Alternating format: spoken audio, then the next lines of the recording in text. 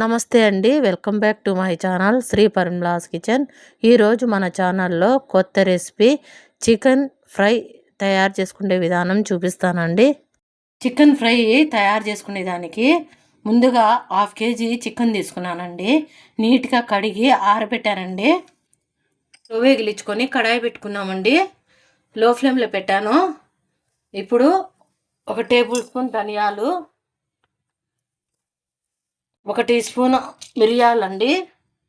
ఇవి కొంచెము వేగిన తర్వాత ఈ కొద్దిగా చెక్క, కొద్దిగా గసాలండి, హాఫ్ టీ స్పూను, 2 యాలకలు, కొద్దిగా లవంగం అండి. ఇవి కూడా వేసి వేయించుకోవాలి. అద్దము వేగినాయండి.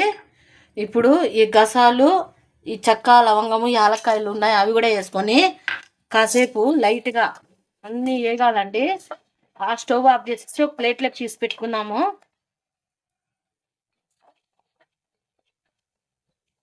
వేగిపోయాయండి. స్టవ్ ఆఫ్ చేసేసి ఇప్పుడు ఒక ప్లేట్లోకి తీసి పెట్టుకున్నాము.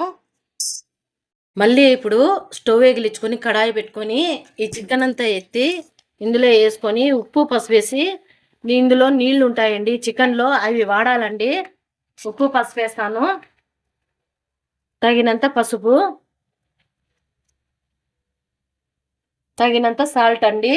అంతా వాష్ చేశానండి నీట్గా. ఇప్పుడు ఒక ప్లేట్లోకి తీసి పెట్టుకుందాము. చికెన్ని తీసి పెట్టేసానండి. ఈ కడాయిలోనే మనము ఆయిల్ వేసుకుందాము. నేను తగినంతే వేసుకున్నానండి, మీకు ఎక్కువగా కావాలంటే వేసుకోవచ్చు. ఇప్పుడు ఆయిల్ హీట్ ఎక్కిన తర్వాత సన్నగా కట్ చేసి పెట్టుకున్న ఆనియన్ ఉందండి, అది వేసుకోవాలి. లైట్గా బ్రౌన్ కలర్ వచ్చిందండి ఆనియన్.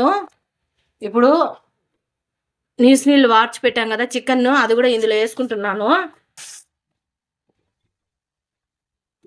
ఇప్పుడు అల్లం పేస్ట్ అండి, అది కూడా వేసుకుని బాగా కలితిప్పుకోవాలి. మనము లో ఫ్లేమ్లో పెట్టాలండి మంటని. కారం పొడి అండి 1 టీ స్పూన్ వేసానండి కారం పొడి. ఇది కూడా బాగా కలితిప్పుకుందాము. వేయించి పెట్టుకున్నాం కదండి, ఇవి మిక్సీ జార్లో వేసుకొని మెత్తగా గ్రైండ్ చేసుకుందాము. లో ఫ్లేమ్లో 10 నిమిషాలు పట్టిందండి. ఈ విధంగా వేయించినాను. 10 నిమిషాల తర్వాత మెత్తగా గ్రైండ్ చేసి పెట్టుకున్నాం కదండి, ఆ పొడి కూడా ఇందులో వేసుకొని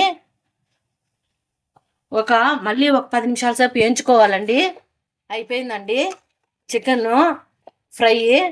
మధ్య మధ్యలో మనము అప్పుడప్పుడు కలిపెడుతూ ఉండాలండి, ఎందుకంటే వాటర్ వేయకుండా ఆయిల్లో వేయించాను కదా, అందుకు అడుగంటేస్తుందండి. కాబట్టి మనం మధ్యలో ఒకసారి వేయించుకుంటూ మనం నీట్గా దగ్గరుండి వేయించుకోవాలండి.